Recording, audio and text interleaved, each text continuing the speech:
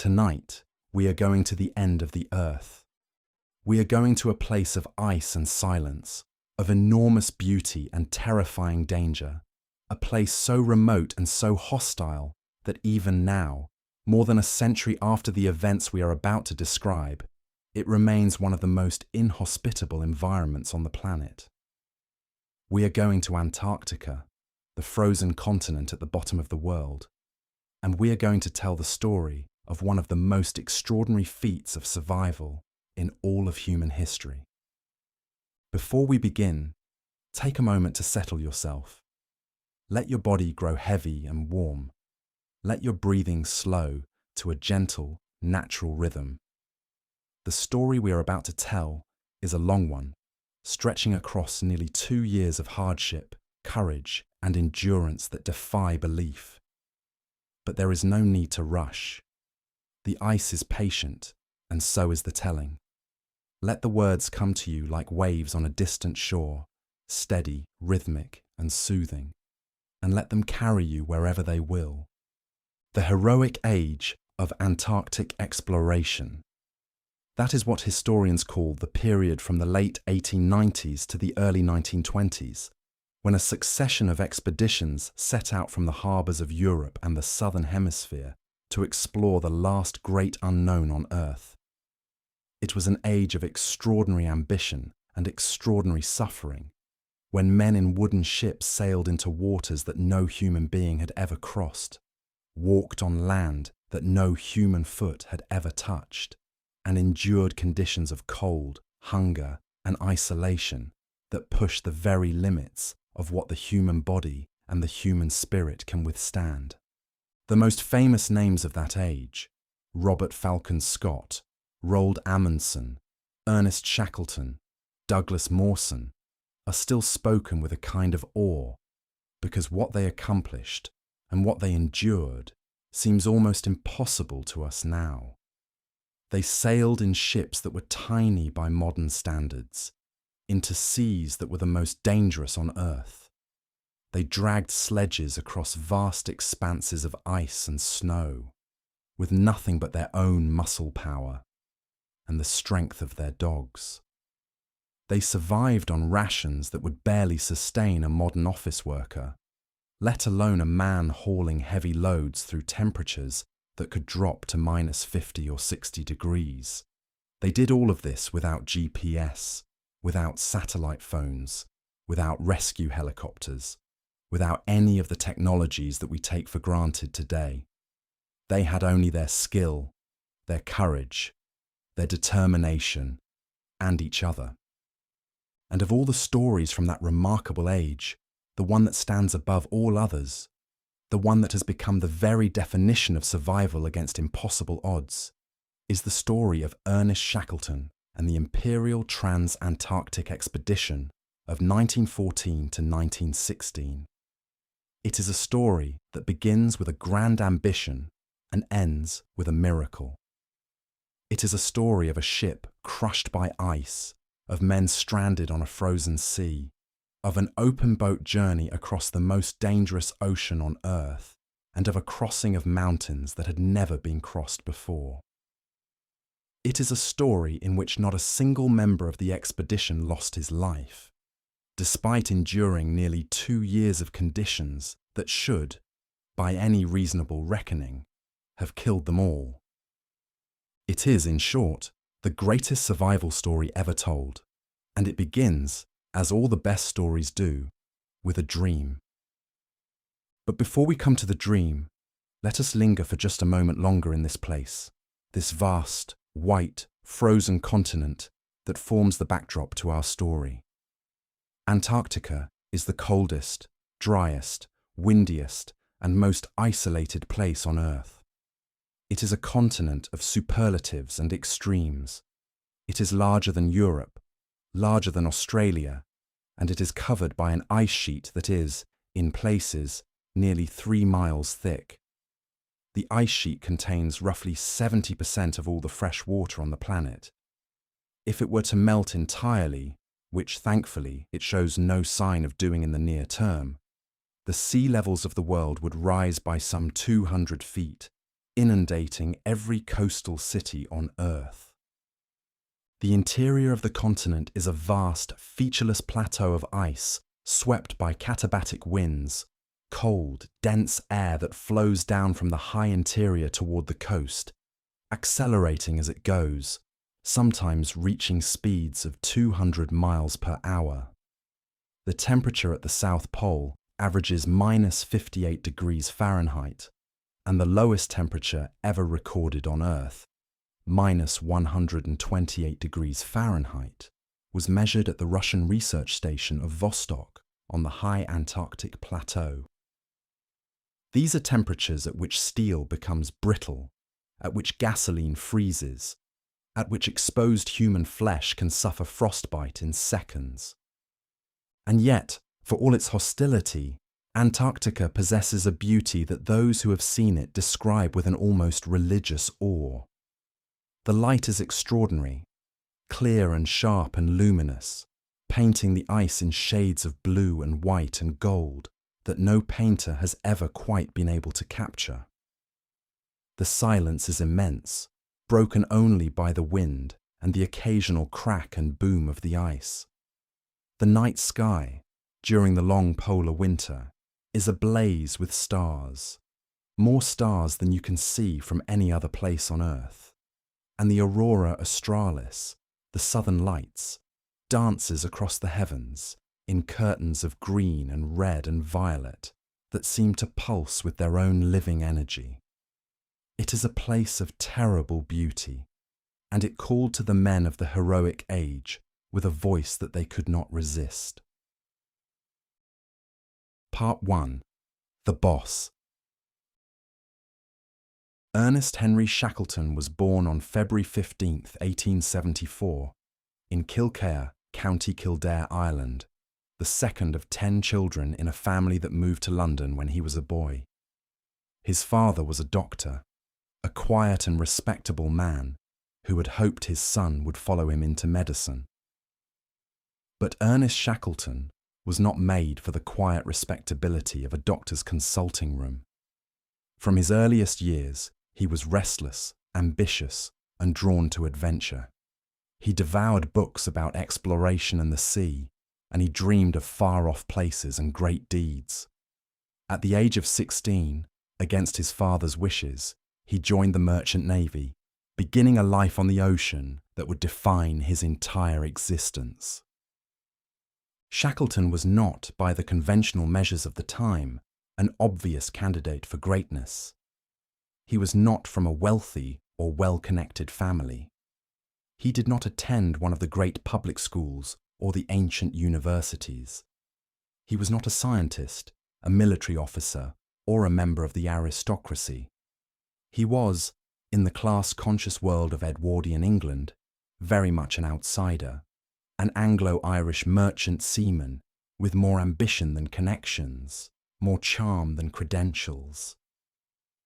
And yet there was something about him, something in the warmth of his personality, the brightness of his eyes, and the restless energy of his manner that drew people to him and made them want to follow him. His first taste of Antarctica came in 1901, when he was selected as a member of Robert Falcon Scott's Discovery expedition. It was a formative experience. Shackleton was part of the team that made the first serious attempt to reach the South Pole, struggling south across the Ross Ice Shelf with Scott and Edward Wilson before being forced to turn back, weakened by scurvy and exhaustion. Shackleton was invalided home, sent back on the relief ship because of his poor health, and the experience left him with a burning sense of unfinished business. He had tasted the Antarctic, and he was determined to go back. He returned in 1907, leading his own expedition, the Nimrod expedition, which came tantalizingly close to reaching the South Pole. Shackleton and 3 companions marched to within 97 miles of the pole before being forced to turn back by dwindling supplies and deteriorating conditions.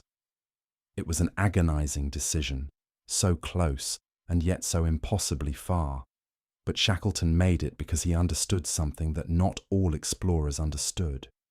that getting there was only half the journey. You also had to get back, and he would rather turn back alive than push on to glory and death. He famously said to his wife Emily that he had chosen to come home a living donkey rather than a dead lion. It was a remark that captured his essential character, his pragmatism, his humour, and his deep sense of responsibility toward the men who followed him. The Nimrod expedition made Shackleton a national hero. He was knighted by King Edward VII, feted by the press, and celebrated across the British Empire. But the glory was short-lived. In December 1911, Roald Amundsen reached the South Pole, and a month later, so did Robert Scott, who died with his companions on the return journey in one of the most famous tragedies in the history of exploration. The pole had been conquered.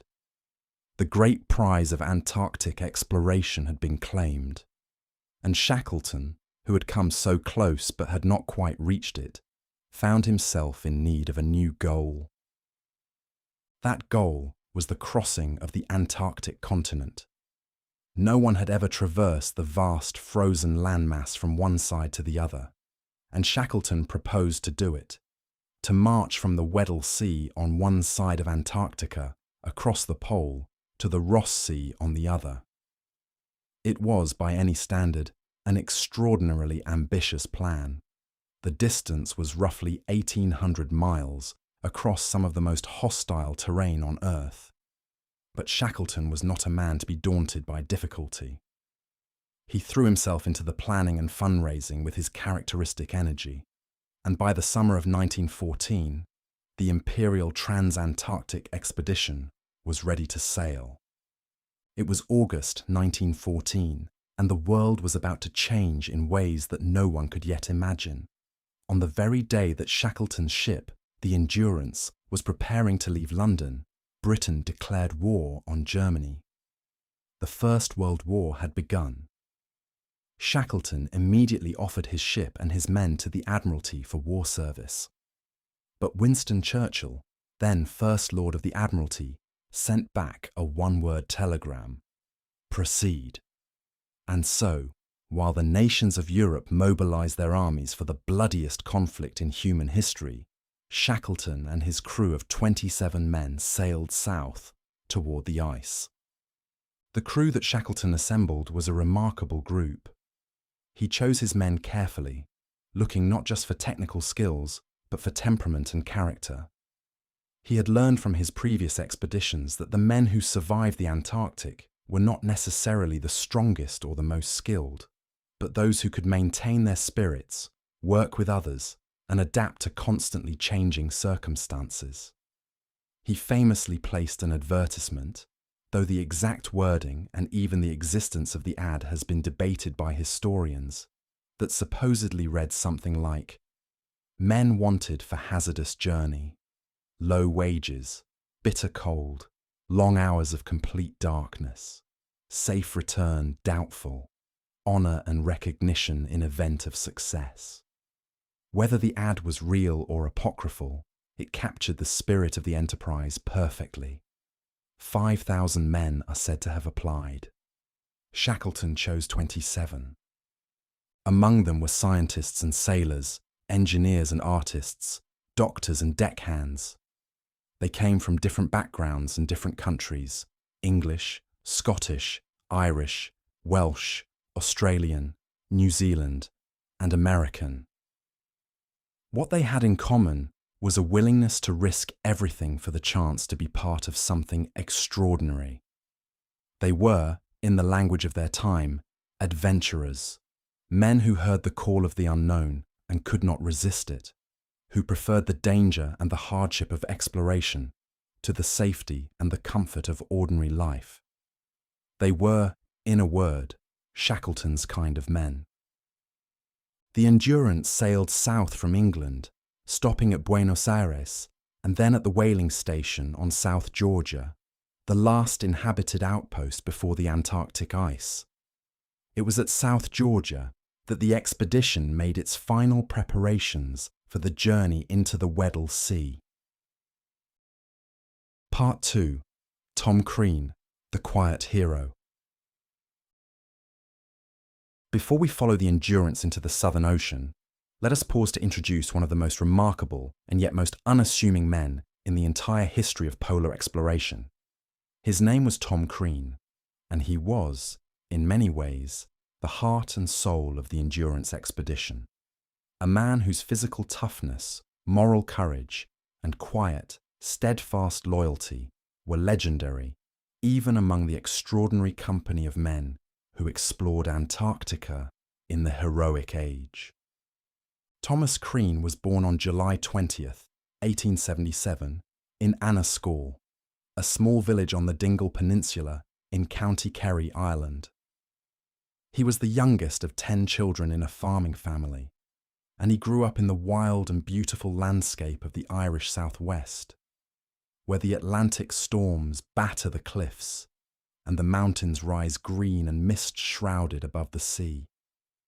It was a hard life, governed by the rhythms of the land and the seasons, and young Tom grew strong and resilient in the way that children do when they are raised in close contact with the natural world.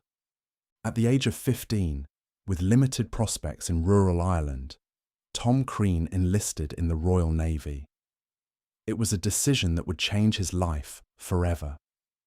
He served on various ships in various parts of the world, developing the skills of seamanship and the physical toughness that would serve him so well in the years to come. He was a big man, over 6 feet tall, broad-shouldered, and immensely strong. But he was also quiet and modest, not given to boasting or self-promotion. He was the kind of man who did his job without fuss, who could be relied upon absolutely in any situation, and who inspired confidence in others simply by being who he was.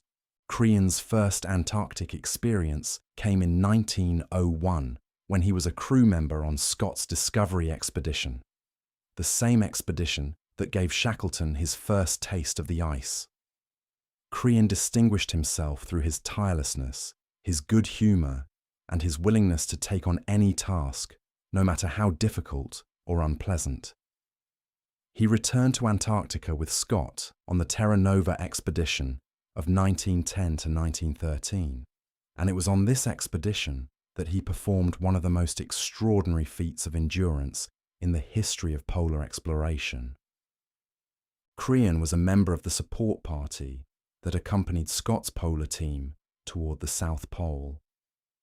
He was in the last support party to turn back, just 150 miles from the pole. On the return journey, one of his companions, Lieutenant Edward Evans, collapsed with scurvy, a debilitating disease caused by vitamin C deficiency that had been the bane of polar expeditions for centuries. Evans could not walk, and there was no way to carry him. The party was still 35 miles from the base camp at Hut Point, with dwindling supplies and deteriorating weather. Tom Crean volunteered to go on alone. He set out across the ice shelf with nothing but 2 sticks of chocolate and 3 biscuits, walking for 18 hours straight through blizzard conditions, navigating by instinct and sheer determination, until he reached Hut Point and was able to send a rescue party back for Evans. It was a solo march of extraordinary courage and physical endurance, 35 miles across the frozen wilderness, alone, exhausted, and with barely any food, in conditions that would have defeated most men before they had covered a fraction of the distance. Evans survived, and he never forgot that he owed his life to Tom Crean. For this act of heroism, Crean was awarded the Albert Medal, one of the highest awards for gallantry in saving life that the British Crown could bestow. He received the medal with characteristic modesty, deflecting praise and attention as he always did. He was not interested in glory or recognition. He was simply a man who did what needed to be done, without hesitation and without complaint. By the time Shackleton was planning the Endurance expedition in 1914, Tom Crean was one of the most experienced Antarctic veterans alive.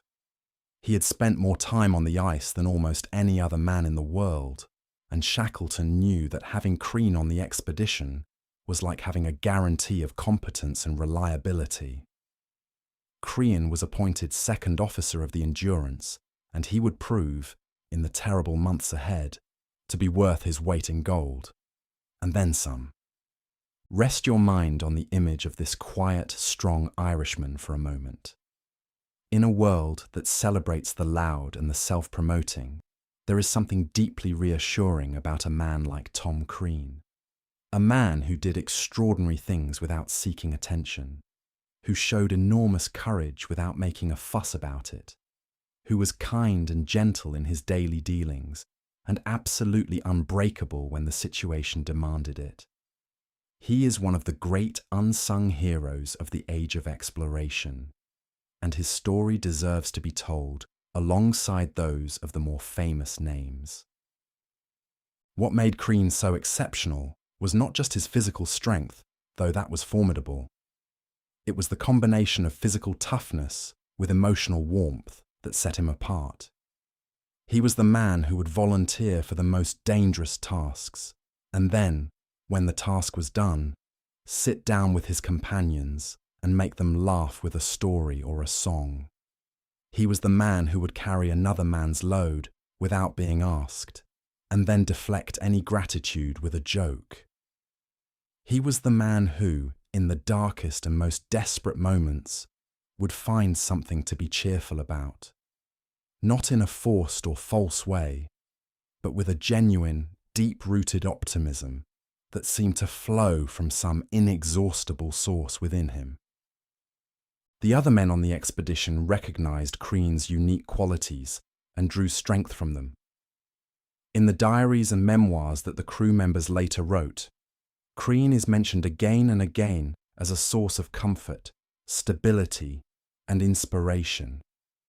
He was the man you wanted beside you when things got bad, not because he had any magic formula for survival, but because his mere presence made you feel that things would be all right. It was a gift that cannot be taught or acquired. It was simply who Tom Crean was. Part 3. South, into the Weddell Sea. The Endurance sailed from South Georgia on December 5, 1914, heading south into the Weddell Sea. South Georgia was the last outpost of human civilization before the ice, a remote mountainous island in the southern Atlantic, home to a handful of whaling stations where Norwegian and British whalers pursued their dangerous trade among the icebergs and the elephant seals. The whalers warned Shackleton that the ice conditions in the Weddell Sea were unusually bad that year, worse than anyone could remember. Shackleton listened, considered, and sailed on. He had come too far and planned too long to turn back now.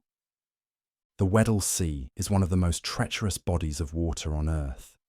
It is a vast indentation in the Antarctic coastline, roughly 1,000 miles across, and it is filled with pack ice, enormous floating sheets, and masses of frozen seawater that are driven in great circular currents by the wind and the ocean. The pack ice of the Weddell Sea is not like the ice on a frozen pond. It is dynamic, restless, and immensely powerful. It shifts and moves constantly, opening leads of clear water one day and closing them the next, grinding and crushing with forces that can destroy even the strongest ship.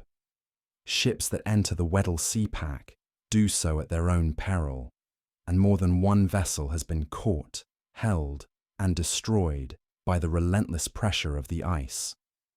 The Endurance herself was a ship built for ice. She was a 3-masted barkentine constructed of oak, Norwegian fir, and greenheart, one of the hardest and most durable woods in the world.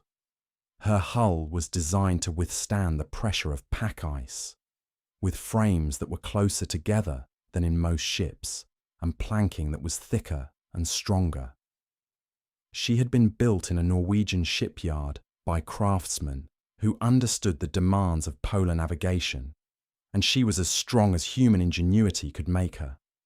Shackleton had chosen her name with care, Endurance, from his family motto, Fortitudine Vincimus, by endurance we conquer. For the first few weeks, the voyage went well.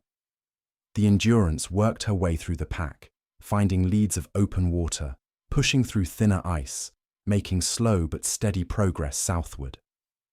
The men settled into the routines of shipboard life: watches, meals, the care of the 69 sled dogs that were housed on the deck, the scientific observations, and the 1,000 small tasks that kept a ship running smoothly in hostile waters.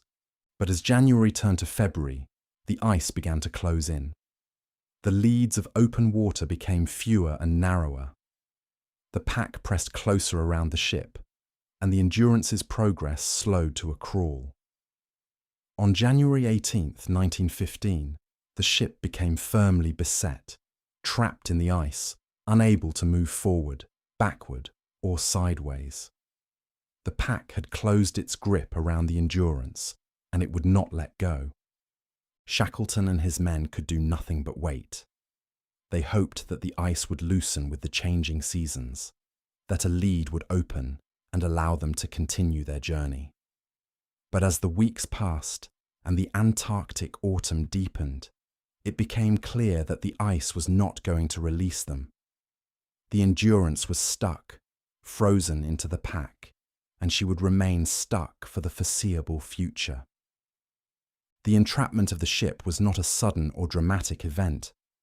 It happened gradually, almost imperceptibly, as the pack ice tightened its grip day by day.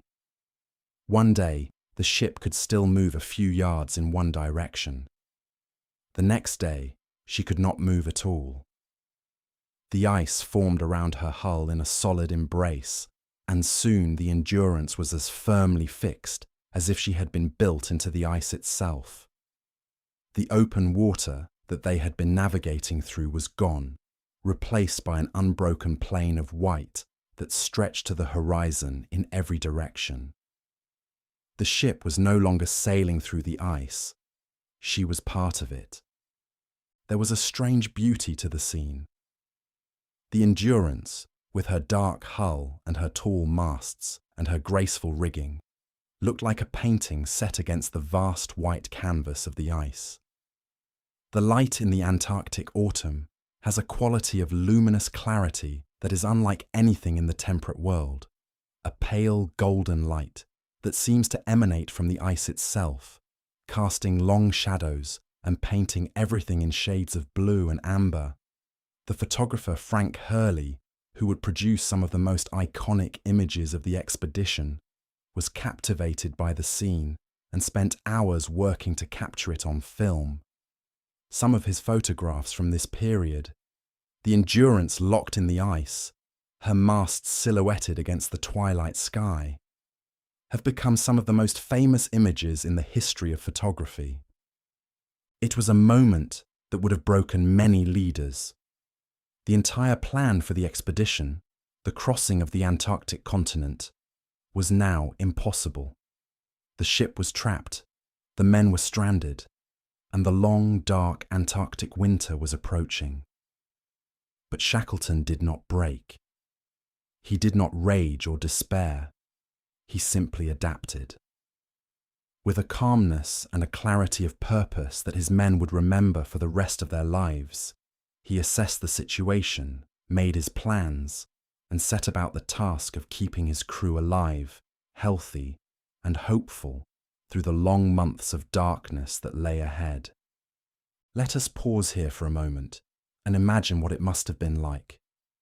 You are on a ship, frozen into the ice, surrounded in every direction by an endless flat expanse of white. The sky above is the colour of pewter, and the light has a strange, diffused quality that makes it difficult to judge distances. The temperature is well below freezing, and the wind carries tiny crystals of ice that sting your face like needles. The only sounds are the creaking of the ship's timbers, the distant groaning and grinding of the ice as it shifts and moves beneath you, and the occasional barking of the dogs. There is no one else for hundreds of miles, no other ship, no settlement, no rescue.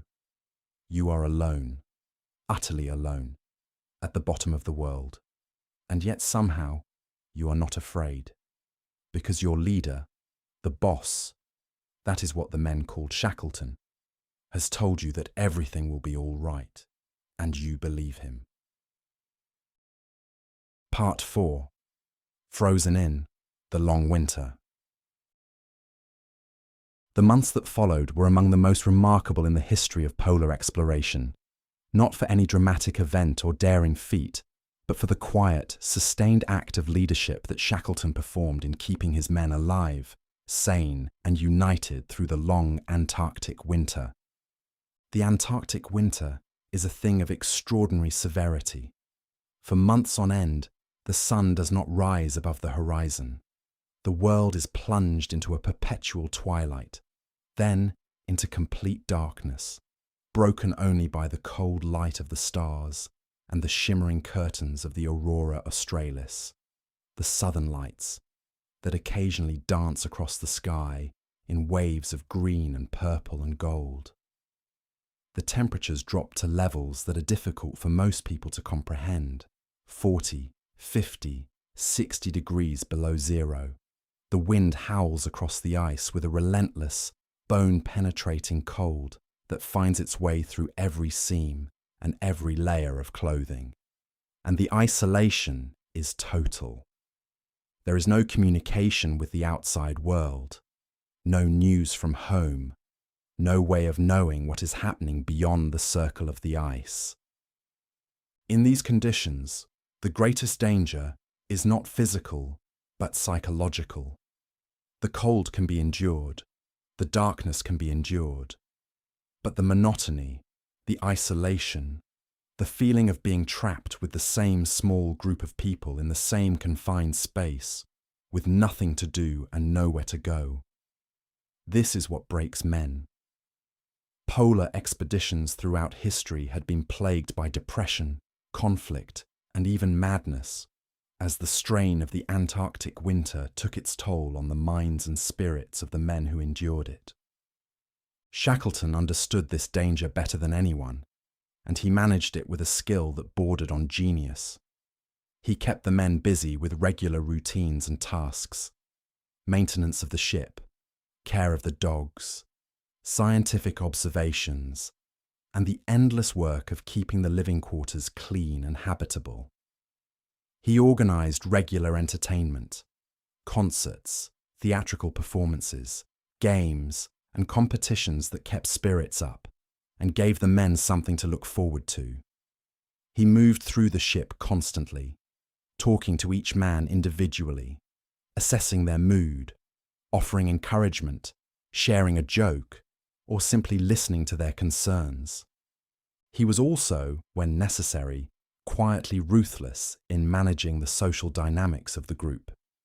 He paid careful attention to the relationships between the men, and he intervened when he sensed that tensions were building, or that certain individuals were becoming isolated or depressed. He deliberately placed himself in the same tent or watch schedule as the men he considered most likely to cause trouble, so that he could keep an eye on them and, through the force of his personality, keep them in line.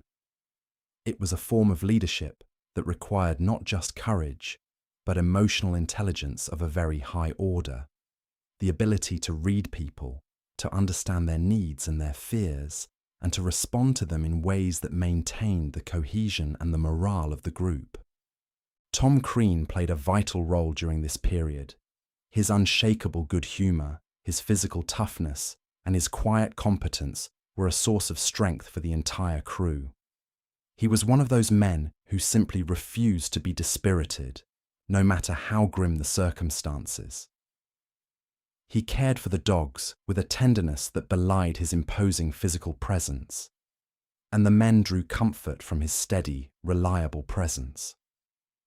He was not a man of many words, but the words he did speak were always practical, always sensible, and always delivered with a warmth that made people feel better. In the informal hierarchy of the expedition, Crean occupied a unique position, not one of the officers, not one of the scientists, but something more fundamental. The man everyone trusted, the man everyone wanted beside them when things got difficult. The ship's cat, Mrs. Chippy, and the expedition's dogs provided another source of comfort and companionship during the long winter months. The dogs, in particular, were beloved by the men, who gave them names and lavished attention on them.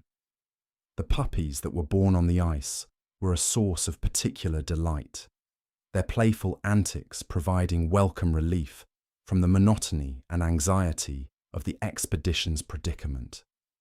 The bond between the men and their animals was one of the small, human details that gave the Endurance expedition its particular character. A reminder that even in the most extreme circumstances, the need for companionship and affection remains one of the most fundamental of all human needs. As the winter deepened and the darkness enveloped the ship, the ice continued to move. The pack was not static.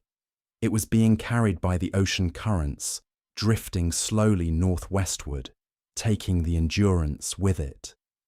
The ship creaked and groaned as the pressure of the ice bore down on her hull, and from time to time the men would feel a sudden shudder run through the vessel as the ice shifted and squeezed. It was an ominous sound, a reminder that their home was at the mercy of forces far beyond human control. But for now, the Endurance held. Her stout timbers and her carefully designed hull resisted the pressure, and the men drifted through the darkness, waiting for the return of the light. The rituals of daily life on the trapped ship took on a special importance during these months. The men kept to a strict schedule of watches, meals, and activities that gave structure to days that might otherwise have dissolved into a shapeless, demoralizing blur. Breakfast, lunch, and dinner were served at regular hours, and the food, though limited in variety, was prepared with as much care and creativity as the cook, Charles Crean, could manage. Hot drinks were available throughout the day, and Shackleton ensured that the supply of tea and cocoa was maintained even when other items were running low, understanding that the warmth and comfort of a hot cup were as important to morale as any amount of calories. The men's leisure time was filled with reading, card games, and conversation. The ship carried a small library, and books were traded back and forth until every volume had been read by everyone aboard multiple times. Shackleton encouraged the men to keep diaries, and many of them did, producing accounts that would later provide historians with intimate, day-by-day records of the expedition. There were also the dogs, 69 of them at the start, who provided companionship, entertainment, and a connection to the living world that was especially precious in the frozen, lifeless landscape that surrounded the ship. The celebration of Midwinter's Day, June 22nd, the shortest and darkest day of the year, was a particularly important event. It marked the turning point of the winter, the moment after which the days would begin to lengthen and the light would slowly return. Shackleton organised a special dinner and entertainment for the occasion, and the men marked the day with a sense of ritual and gratitude that went beyond mere celebration. It was an acknowledgement of what they had survived, and a quiet declaration of faith that they would survive what was still to come.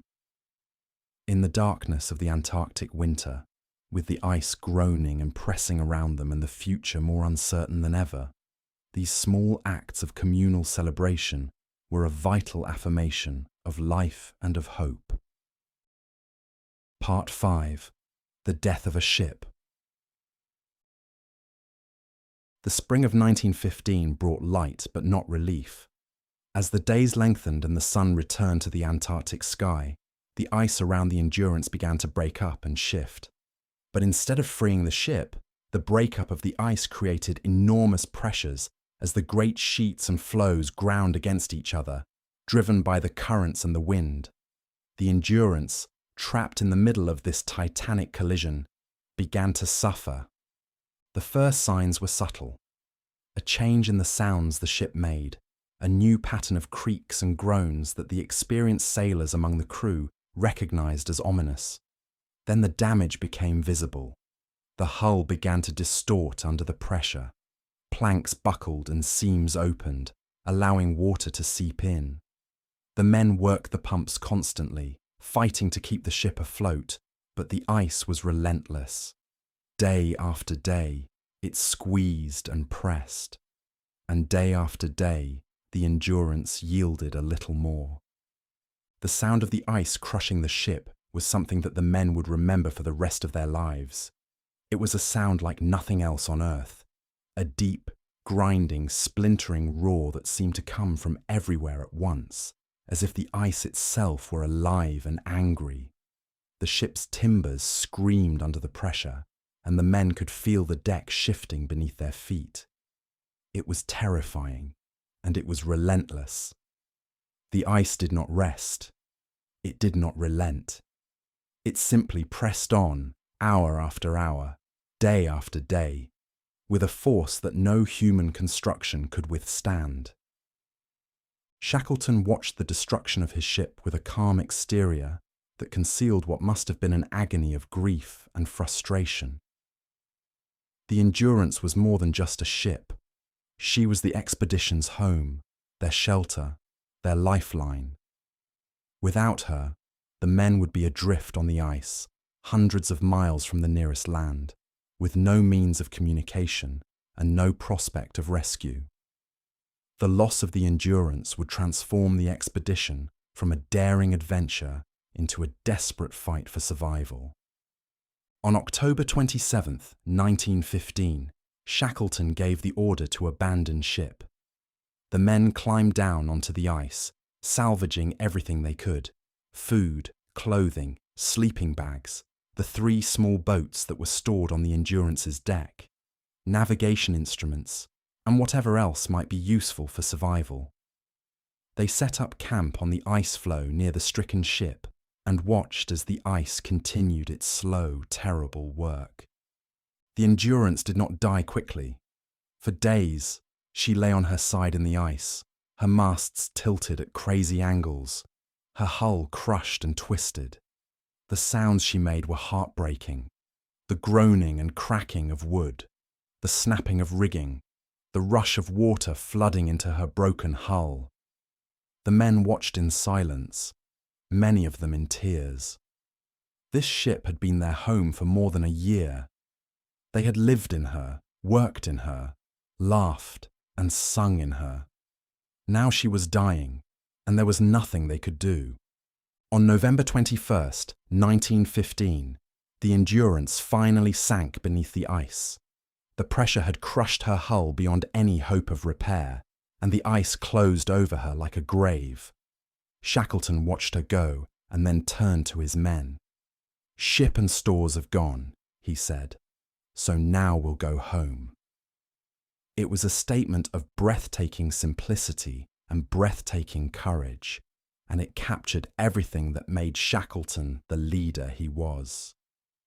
There was no self-pity, no despair, no recrimination. There was only the clear-eyed recognition of reality and the determination to face it head-on. The men were now camped on an ice floe in the middle of the Weddell Sea, hundreds of miles from the nearest land, with 3 small boats, limited supplies, and no way of contacting the outside world. The world, meanwhile, was consumed by the Great War, and no one, absolutely no one, was coming to rescue them. They would have to rescue themselves. The loss of the Endurance was a pivotal moment, not just practically, but psychologically. As long as the ship existed, the men had a home, a shelter, a tangible connection to the civilized world they had left behind. The ship was their identity. They were the crew of the Endurance. members of the Imperial Trans-Antarctic expedition, participants in a grand scientific and geographical enterprise. Without the ship, they were simply 28 men stranded on the ice, with no purpose other than survival. Shackleton understood the psychological significance of the ship's loss, and he managed the transition with the same skill and sensitivity that had characterized his leadership throughout. He kept the men busy, gave them tasks and responsibilities, and maintained the routines and structures that had held the group together during the long winter. He was particularly attentive to the men's emotional state in the days immediately following the sinking, watching for signs of depression or despair, and intervening with a word of encouragement, a shared meal, or a quiet conversation when he sensed that someone was struggling. The photographer Frank Hurley had managed to salvage many of his glass plate negatives before the ship sank, carrying them off the Endurance in a series of daring trips back to the sinking vessel. These negatives, which would later become some of the most famous photographs in the history of exploration, were heavy and fragile, and every ounce of weight was precious in their desperate circumstances. Shackleton and Hurley went through the collection together, selecting the best images and smashing the rest so that Hurley would not be tempted to carry more than could be justified. It was a painful process, the destruction of irreplaceable images, but it was necessary. Survival demanded hard choices, and Shackleton was never afraid to make them. Part 6. Ocean Camp and Patience Camp. The weeks that followed the loss of the Endurance tested Shackleton's leadership as nothing had before. The men were living on the ice, literally on the frozen surface of the sea, which was itself drifting with the currents, carrying them slowly but steadily northward. Their camp, which they called Ocean Camp, was a precarious and uncomfortable place. Tents pitched on ice that could crack or break apart at any time, surrounded by a landscape of pressure ridges and frozen chaos that stretched to the horizon in every direction. Shackleton's first plan was to march across the ice to the nearest land, Paulet Island, where he knew there was a cache of supplies left by a previous expedition. But the attempt was abandoned almost immediately. The ice surface was too rough, too broken, and too unstable for the men to make any meaningful progress while hauling the heavy boats and supplies. After 2 days of back-breaking labour, during which the party covered barely 2 miles, Shackleton called a halt. They would wait on the ice and let the drift carry them northward toward the open sea, where they could launch the boats and try to reach land by water. It was a decision that required immense patience and an almost superhuman ability to tolerate uncertainty. The men had no control over where the ice was taking them. They could not steer, could not speed up, could not slow down. They were passengers on a frozen ocean, carried by currents they could not see toward a destination they could not predict. All they could do was wait and trust that the drift would bring them close enough to land to make a boat journey possible. The waiting was hard. The men lived in cramped, uncomfortable conditions, their tents offering little protection against the cold and the wind. Their food supplies, though carefully rationed by Shackleton, were slowly dwindling. The diet of seal meat, penguin, and ship's biscuit was monotonous and inadequate, and the men grew thinner and weaker as the weeks passed. The darkness of the Antarctic winter had given way to the long, bright days of the Antarctic summer, but the light brought its own discomforts. The glare of the sun on the ice could cause snow blindness, and the reflective brilliance of the white landscape was disorienting and exhausting. The most painful decision of this period was the one that Shackleton dreaded the most, the order to kill the dogs. The expedition's sled dogs had been the men's companions and friends throughout the long months on the ice, and the bond between the men and their animals was deep and genuine. But the dogs consumed food that the men could not spare. and when it became clear that there would be no sledging across the ice, their practical usefulness was gone. Shackleton gave the order, and the dogs were shot.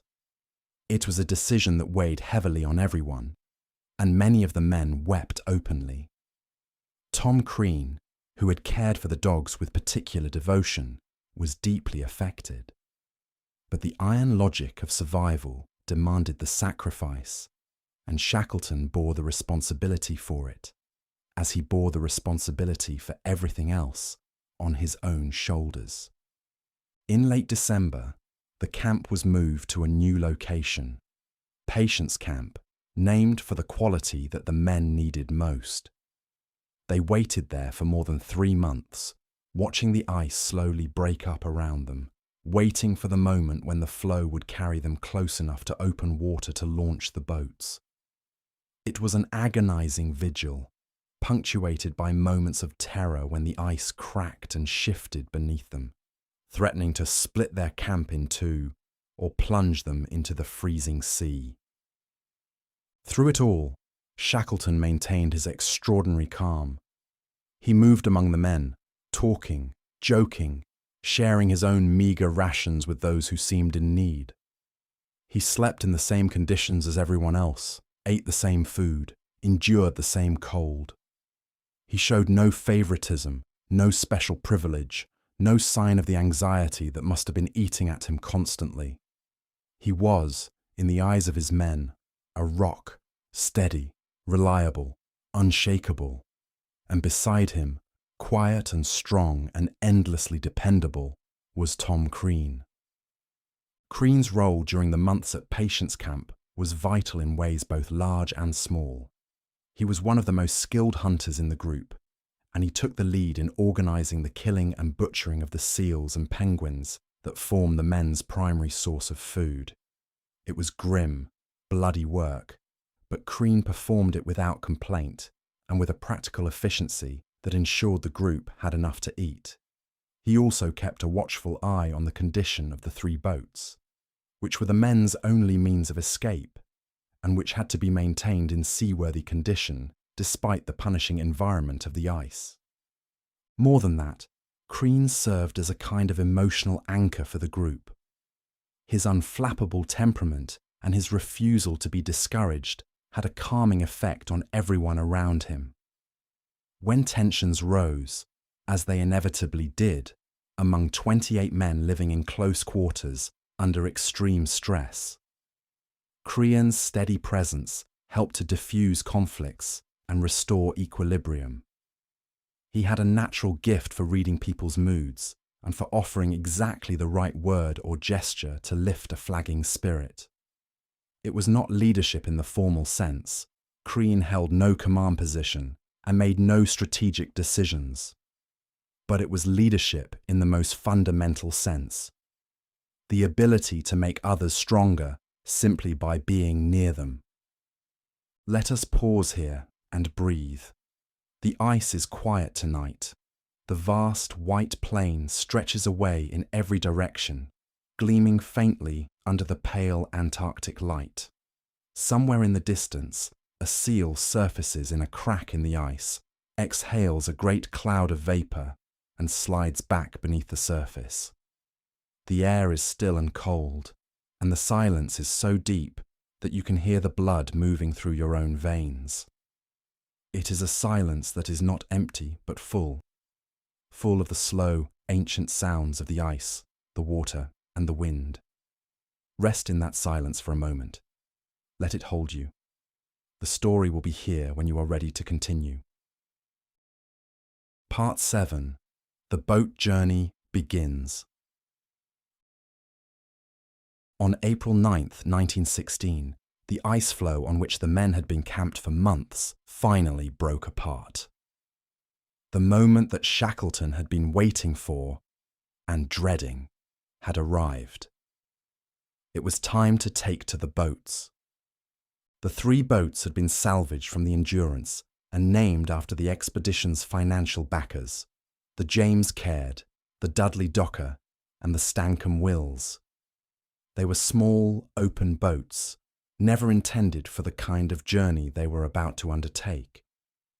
The James Caird, the largest, was just 22 feet long, barely big enough for a Sunday sail on a calm lake, let alone a voyage across the most dangerous seas on Earth. The other two were even smaller. 28 men divided themselves among the three boats and pushed off into the ice-strewn waters of the Weddell Sea.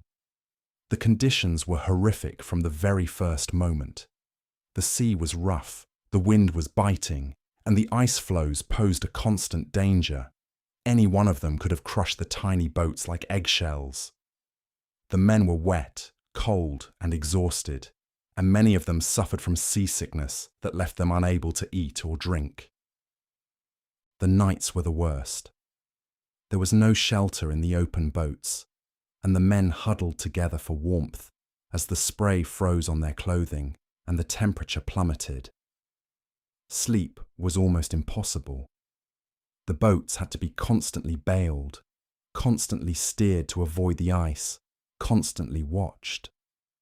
The men's hands were raw and bleeding from the cold and the constant handling of ropes and oars. Their clothing was soaked through, and the salt water ate at their skin, causing painful sores and ulcers.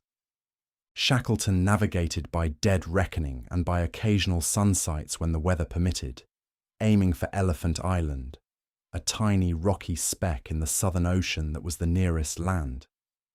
It was a target that required remarkable navigational skill, because a miss of even a few miles would have sent them past the island and into the open Atlantic, where they would have died.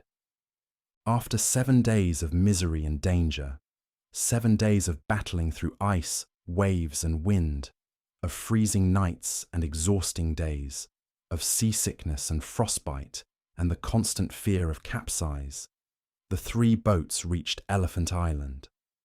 The men staggered ashore onto a narrow strip of beach beneath towering cliffs, and for the first time in over a year, they stood on solid ground. Many of them wept. Some fell to their knees and kissed the rocks. It was April 15th, 1916, and they had been living on ice since the Endurance had become trapped 15 months earlier. But Elephant Island was not safety. It was a desolate, uninhabited rock, far from any shipping lane, visited by no one. There was no shelter, no supplies, and no prospect of rescue. If the men stayed on Elephant Island, they would eventually starve. Someone had to go for help.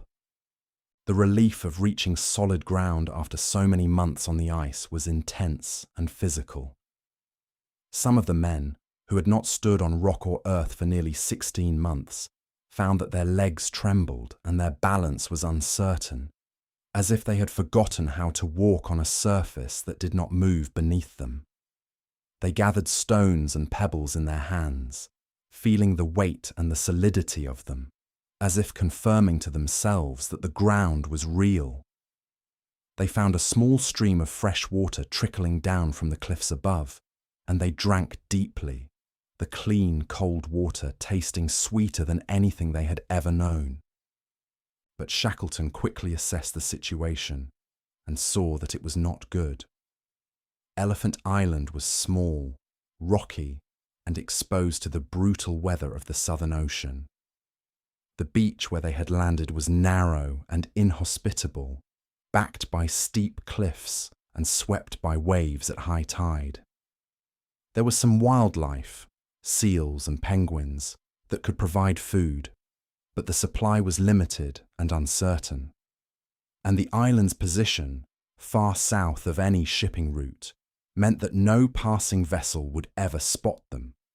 They could wait a year, 10 years, a lifetime, and no one would come. Shackleton gathered his senior officers, Wild, Worsley, Crean, and the others, and laid out the situation with his characteristic directness. One boat would have to make the journey to the nearest inhabited land to bring back a rescue ship for the rest. The nearest inhabited land was South Georgia, 800 miles to the northeast. The journey would have to be made in an open boat, across the Southern Ocean, in the worst season of the year. It was a voyage that any reasonable person would have considered suicidal. But Shackleton was not a reasonable person. He was a leader, and his men needed him to do the unreasonable. Part 8. The James Caird, 800 miles of open ocean. What happened next is one of the most extraordinary feats of seamanship and navigation in maritime history. Shackleton decided that he would take the James Caird, the largest of the 3 boats, and sail to South Georgia, the nearest inhabited land, to get help. South Georgia lay 800 miles to the north and east, across the Southern Ocean, the most violent and unpredictable stretch of water on the planet. The Southern Ocean is the domain of the roaring 40s, the furious 50s, and the screaming 60s, the great bands of wind and wave that circle the globe at the southern latitudes, uninterrupted by any land mass, building waves that can reach heights of 60 feet or more. No body of water on Earth generates larger or more powerful waves. The currents are cold and strong, the storms are frequent and ferocious, and the margin for error is essentially zero. To attempt a crossing of the Southern Ocean in a 22-foot open boat was, by any objective assessment, close to insane.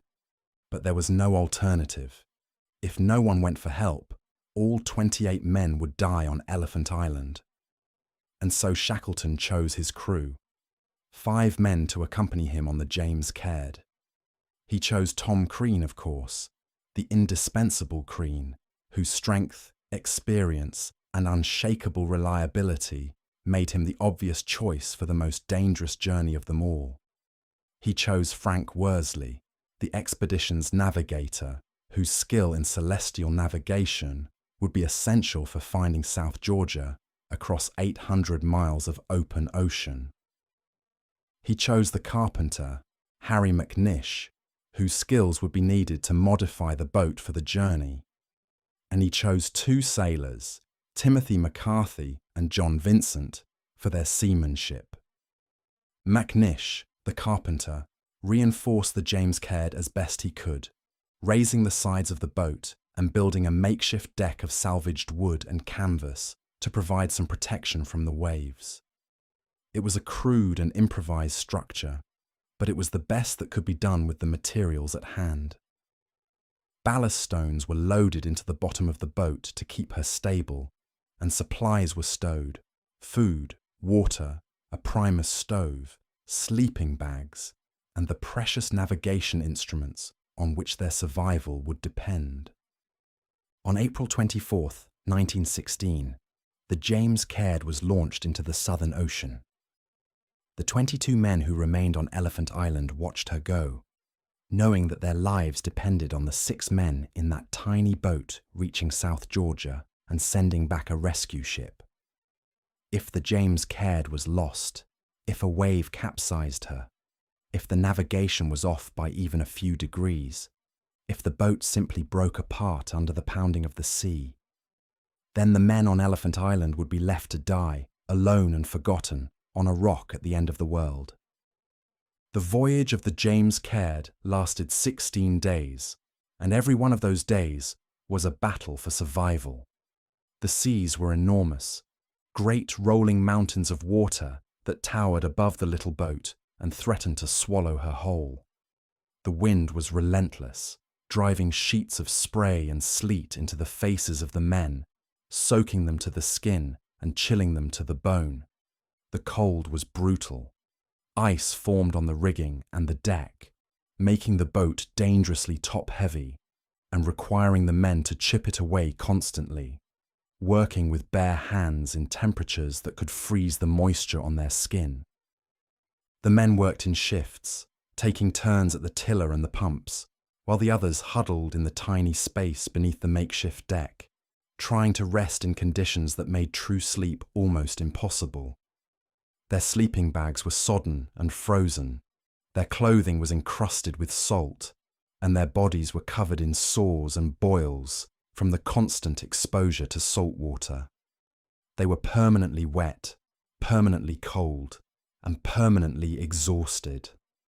And yet they carried on, hour after hour, day after day, because there was no alternative.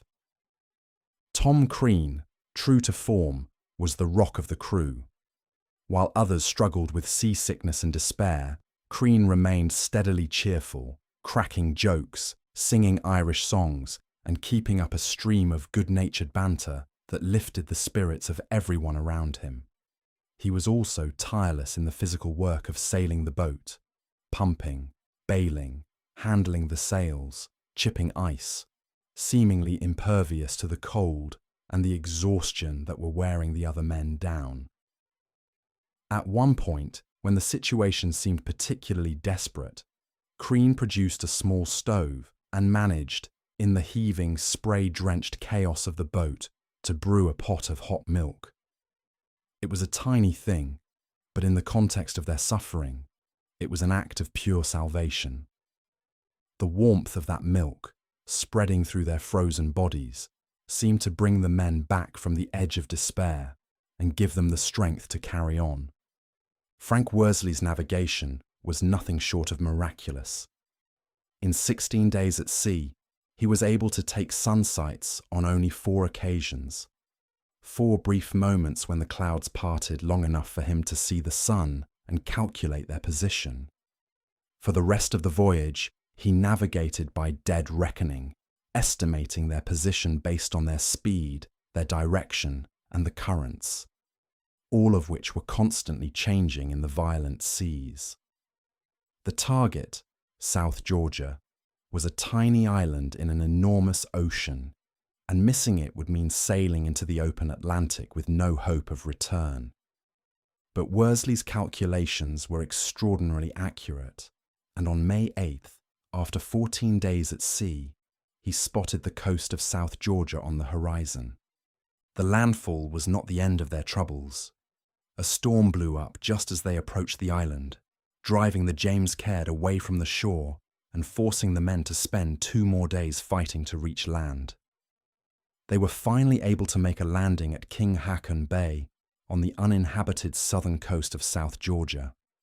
The men staggered ashore, barely able to stand, and collapsed on the beach. They had crossed 800 miles of the most dangerous ocean on Earth in a 22-foot boat. It was one of the greatest feats of small boat navigation in maritime history, and it remains so to this day. The landing at King Haakon Bay was a scene of almost comical exhaustion and relief. The men tumbled out of the James Caird and lay on the rocks, too weak and too grateful to move. They found a small cave above the high water mark and crawled inside, out of the wind, and there they lay for hours, simply resting, simply breathing, simply being alive. The cave was damp and cold, but after 16 days in the James Caird, it felt like the most luxurious accommodation on Earth. Over the next few days, the men gradually recovered their strength. They found a stream of fresh water, which they drank with a gratitude that bordered on ecstasy.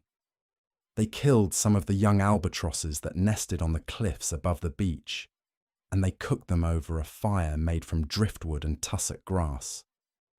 It was the first hot, cooked meal they had eaten in weeks, and the warm food in their stomachs revived them as nothing else could have done. Tom Crean, whose capacity for recovery never ceased to amaze his companions, was the first to be on his feet and moving about, checking on the others, tending the fire, and preparing for whatever lay ahead. His resilience was extraordinary, and it had a tonic effect on everyone around him. If Crean could smile and joke and get on with things after what they had just been through, then surely the rest of them could too. But their ordeal was far from over. They had landed on the wrong side of the island. The whaling stations, their only hope of rescue, were on the north coast. Part 9. The Crossing of South Georgia. But they were not safe yet. The whaling stations, the only inhabited places on South Georgia, were on the north coast of the island. The James Caird had landed on the south coast. Between the two lay the mountainous, glacier-covered interior of the island, a landscape of jagged peaks, deep crevasses, and ice fields that had never been crossed by any human being. 3 of the men, Vincent, McNish, and McCarthy, were too weak and too ill to make the crossing. They would remain at King Haakon Bay, sheltering under the overturned James Caird, while Shackleton, Crean, and Worsley attempted the impossible, a crossing of the South Georgia mountains on foot, without proper equipment, without maps, without any knowledge of the terrain ahead. They set out on May 19th, 1916, at 3 o'clock in the morning, by the light of the full moon. They carried no tents, no sleeping bags, just a length of rope, a carpenter's adze that served as an ice axe, a primus stove, a small pot, and enough food for 3 days. Their clothing was the same salt-stiffened, worn-through garments they had been wearing for months. Their boots were in tatters. They had no crampons, no proper climbing gear, no maps. They did not even know what lay ahead. The interior of South Georgia was entirely unmapped, a blank space on the charts, a terra incognita of ice and rock. The crossing took 36 hours, and it was an ordeal that taxed even the extraordinary resources of these 3 remarkable men. They climbed through the night, following ridge lines that led to dead ends, forcing them to retrace their steps and try again. They crossed glaciers riddled with hidden crevasses, moving rope together, testing each step for the yawning voids that could swallow a man without warning. They descended steep ice slopes by sitting on their coiled rope and sliding, a technique that was terrifyingly fast and wildly dangerous, but that saved precious time and energy. At one point, they reached the top of a ridge and found their way blocked by a precipitous drop. The slope below them disappeared into fog, and they could not see the bottom. They were exhausted, and they could not afford to turn back again. Shackleton made a decision that exemplified his leadership style. He proposed that they slide down the slope into the unknown, trusting that they would reach the bottom in one piece. Crean and Worsley agreed. The 3 men sat down, linked their arms together, and pushed off into the fog. They slid for hundreds of feet, accelerating to a terrifying speed, before the slope leveled out and they came to a stop in a snowbank at the bottom. They stood up, checked themselves for injuries, and found that they were unharmed. Then, incredibly, they laughed. They laughed like schoolboys on a toboggan ride, the sheer relief and absurdity of the moment overcoming the terror and the exhaustion. Tom Crean's contribution to the crossing cannot be overstated. His physical strength and endurance were critical during the long hours of climbing and walking, and his unwavering good humour kept the spirits of the party alive when fatigue and cold threatened to overwhelm them. There is a famous story about Crean during the crossing that captures his character perfectly. At one point, when the 3 men were resting briefly on a high ridge, Crean pulled out a small bag from his pocket and announced that he had been saving something for just such an occasion. It was a handful of ship's biscuits, carefully hoarded through all the weeks of privation. He shared them with Shackleton and Worsley, and the 3 men sat on the mountain in the moonlight, eating their biscuits and gazing out over the landscape of ice and rock that lay before them. It was a moment of simple human fellowship in the most extraordinary of circumstances, and it encapsulates everything that made Tom Crean who he was. As they descended toward the north coast of South Georgia in the early hours of May 20th, they heard a sound that made them stop and hold their breath. The steam whistle of the Stromness whaling station, calling the men to work. It was the first sound of human civilization they had heard in nearly 18 months. Shackleton later wrote that it was the most beautiful sound he had ever heard. They reached the whaling station at Stromness at 3 o'clock in the afternoon on May 20th, 1916. They were filthy, bearded, ragged, and barely recognizable as human beings. The station manager, Thoralf Saul, stared at them in astonishment. "Who the hell are you?" he asked. Shackleton replied simply, "My name is Shackleton." Saul, who had known Shackleton before the expedition, turned away and wept. He had given them all up for dead long ago. The three men were taken inside, given hot baths, clean clothes, and their first real meal in months. The Norwegian whalers, tough and hardened men who knew the Southern Ocean better than anyone, listened in awe as Shackleton told them the story of the endurance, the ice, the boats, and the crossing. These were men who understood what the sea could do, and they knew that what Shackleton, Crean, and Worsley had accomplished was something very close to miraculous. The hot bath was, for the three men, an experience of almost unbearable pleasure. Months of accumulated salt, grime, and penguin grease dissolved in the steaming water, and the warmth penetrated deep into muscles and joints that had been cold for so long that they had almost forgotten what warmth felt like.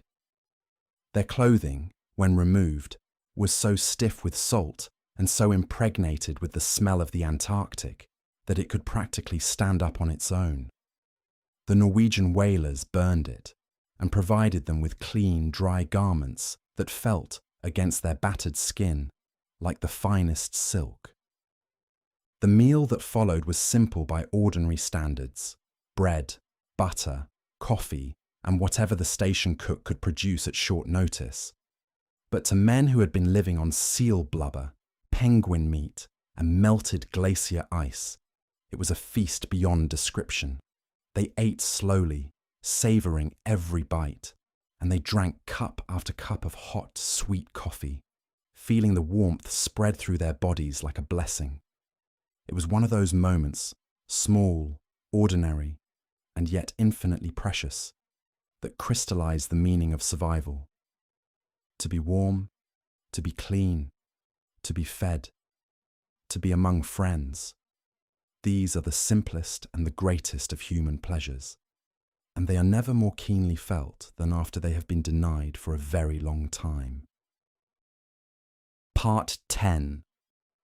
The Rescue. Shackleton wasted no time. Within hours of arriving at Stromness, he had begun organising the rescue of the 22 men still stranded on Elephant Island and the 3 men waiting at King Haakon Bay. A whaling vessel was sent to collect McNish, McCarthy, and Vincent from King Haakon Bay. They were recovered without difficulty. But reaching Elephant Island proved far more challenging. The ice conditions around Elephant Island were severe, and Shackleton's first 3 attempts to reach the island were all driven back by the pack ice. Each failure was an agony for Shackleton, who knew that his men were running out of food and hope. The first attempt, in a whaling vessel, got within 70 miles of the island before being forced to retreat. The second attempt, in a vessel lent by the Uruguayan government, failed for the same reason. The third attempt, in a vessel provided by the British government, also failed. It was not until August 30th, 1916, more than 4 months after Shackleton had left Elephant Island, that a fourth attempt, in a small Chilean steamer called the Yelcho, finally broke through the ice and reached the island. Shackleton stood on the bow of the Yelcho as she approached the shore, scanning the beach with his binoculars, counting the tiny figures that emerged from their shelter to wave and cheer. 1, 2, 3. He counted them all. 22. Every single one. All alive. Not a man lost. The men on Elephant Island had survived their long ordeal under the leadership of Frank Wild, Shackleton's second in command. A quiet, capable man who had held the group together through months of hunger, cold, and uncertainty. They had sheltered under the 2 remaining boats, turned upside down on a makeshift wall of stones, in a structure they called the Snuggery, a name that was deeply ironic given the miserable conditions inside. They had survived on a diet of seal meat, penguin, and the occasional seabird, supplemented by whatever shellfish they could scavenge from the rocks. They had endured frostbite, dysentery, depression, and the constant, gnawing fear that rescue would never come. But Frank Wilde had kept the faith. Every morning, without fail, he would roll up his sleeping bag and announce to the men, "Get your things ready, boys. The boss may come today." It was a simple act of optimism that sustained the men through the darkest days of their ordeal. And on August 30th, 1916, the boss did come. The sight of Shackleton standing on the bow of the Yelcho, waving his hat, was a moment that the men of the Endurance expedition would remember for the rest of their lives. The rescue was complete. Every single member of the Imperial Trans-Antarctic expedition, all 28 men, had survived. Not one life had been lost, despite nearly 2 years of unimaginable hardship and danger. It was, and remains, one of the most remarkable achievements in the history of human survival, a testament to the leadership of Ernest Shackleton, the endurance of his men, and the extraordinary power of the human spirit when it is tested to its absolute limits. Let that sink in for a moment. 28 men, stranded at the bottom of the world, their ship crushed, their plans destroyed, hundreds of miles from the nearest land, with no means of communication and no prospect of rescue. And every single one of them came home alive. It is a fact that seems almost too good to be true, and yet it is true. It happened. Real men, in a real ship, in the real Antarctic, survived what should have been unsurvivable, and the reason they survived can be summed up in a single word: leadership. The leadership of Ernest Shackleton, supported by men like Tom Crean, Frank Wilde, and Frank Worsley, turned what should have been a tragedy into a triumph. Not a triumph of conquest. The Antarctic continent was not crossed, but a triumph of something far more important: the triumph of human courage, human solidarity, and the refusal to give up. The reunion on Elephant Island was one of the most emotional moments in the entire story. Shackleton barely recognized some of his men.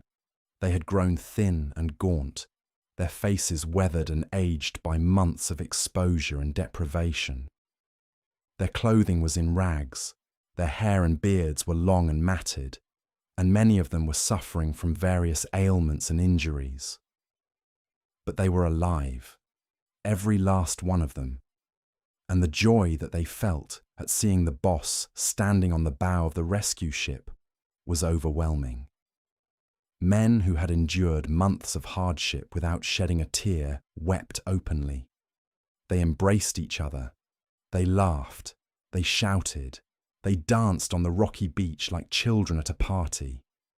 It was a scene of pure, unbridled human happiness, and it was earned by every cold night, every empty stomach, every wave that had crashed over their boats, every mile of ice they had crossed. As the men boarded the Yelcho for the journey back to civilization, Shackleton moved among them, checking on each one, asking about their health, making sure everyone had what they needed. It was the same attentive personal leadership he had shown throughout the expedition, the same refusal to put himself above or apart from his men. He was the last to leave Elephant Island, standing on the beach and looking back one final time at the place where his men had survived their terrible ordeal.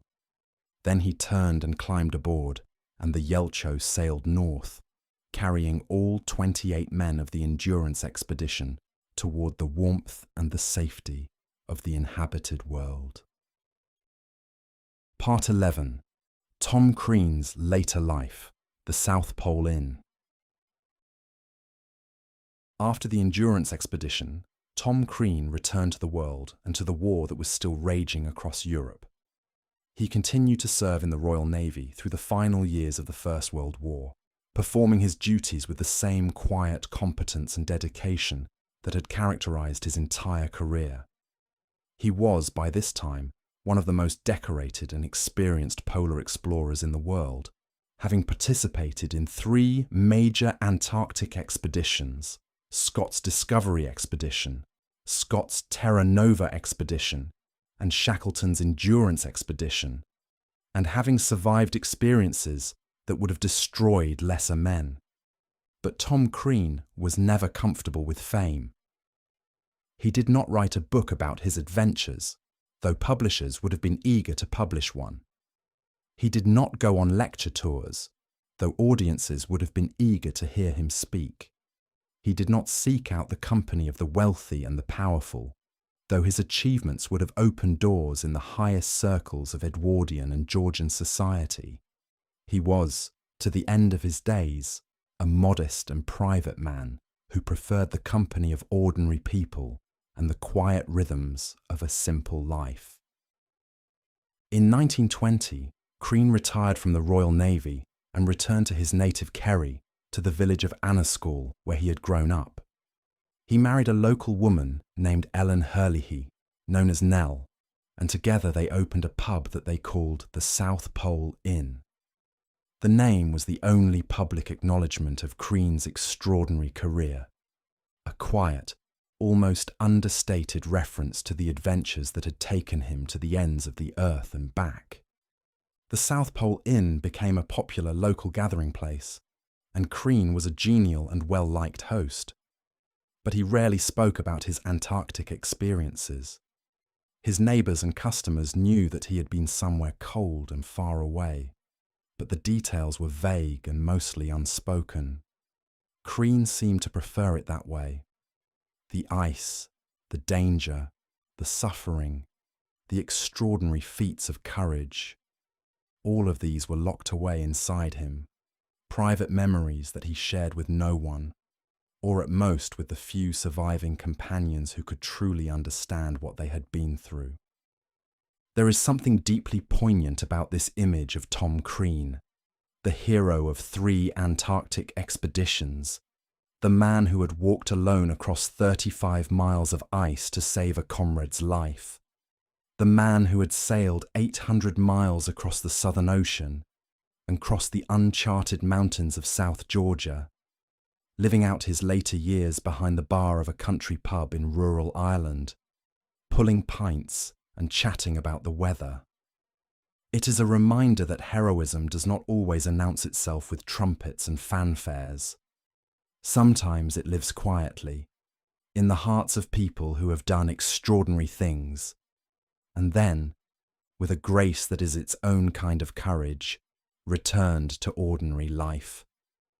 Tom Crean died on July 27th, 1938, at the age of 61, following surgery for a perforated appendix.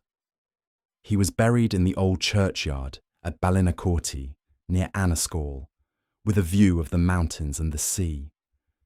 His grave was modest, as he would have wanted it, a simple headstone in a quiet corner of an Irish churchyard, with nothing to indicate the extraordinary life of the man who lay beneath it.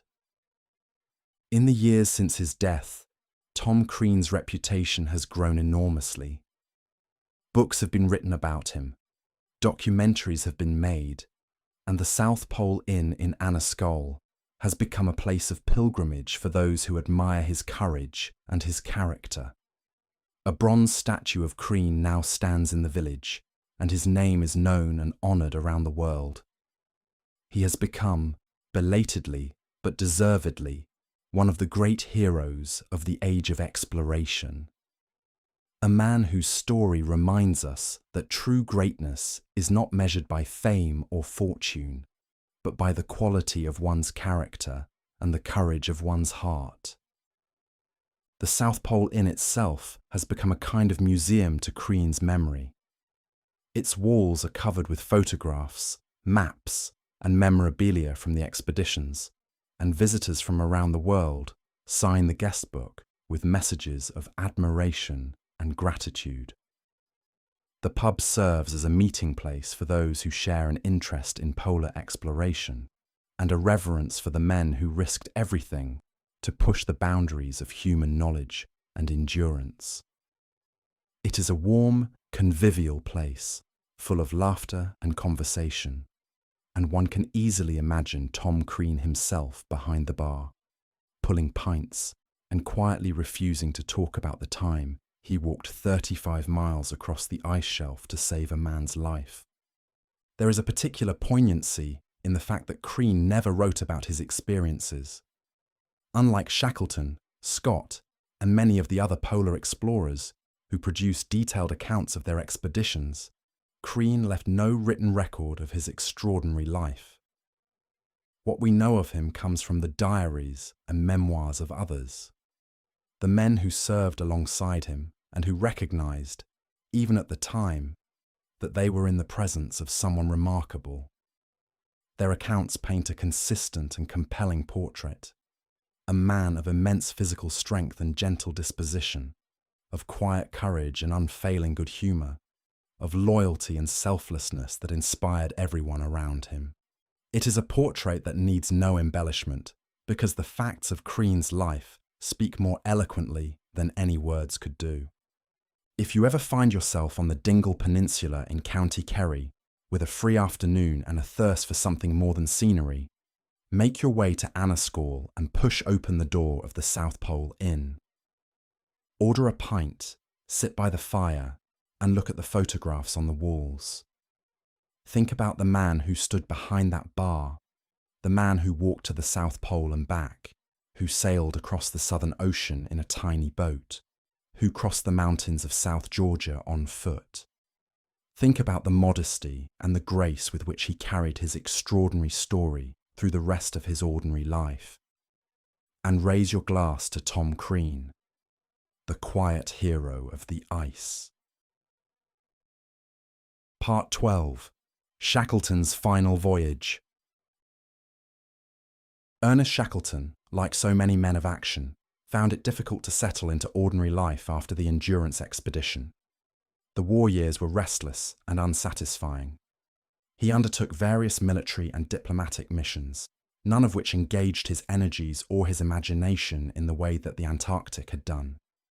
He was knighted, celebrated, and admired, but he was also restless, financially strained, and haunted by a sense of unfinished business that he could never quite articulate. In 1921, Shackleton organised another expedition to Antarctica, the Quest expedition, named after the ship that would carry him south. The stated scientific objectives of the expedition were somewhat vague, and many of his old companions suspected that the real purpose was simply to give Shackleton what he needed most: a reason to go back to the ice. Several of his endurance veterans joined him for the voyage, including Frank Wild and Alexander Macklin, the expedition's doctor. The Quest sailed from London in September 1921, heading south through the Atlantic towards South Georgia, that familiar, mountainous island that had played such a crucial role in the Endurance story. Shackleton was not well during the voyage. He had been suffering from heart problems for some time, though he characteristically refused to acknowledge the seriousness of his condition.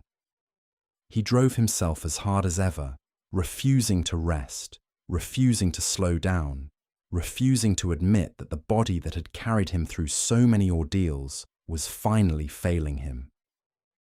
The Quest arrived at South Georgia on January 4th, 1922. That evening, Shackleton was in his cabin, talking with the ship's doctor, Alexander Macklin, when he suffered a massive heart attack. He died within minutes. He was 47 years old. Emily Shackleton, when asked where her husband should be buried, requested that he be laid to rest on South Georgia, the island that he loved, the island that had been the scene of his greatest triumph, the island that had welcomed him back from the impossible. He was buried in the whalers' cemetery at Grytviken, among the graves of the Norwegian and British whalers who had lived and worked and died on that remote and beautiful island.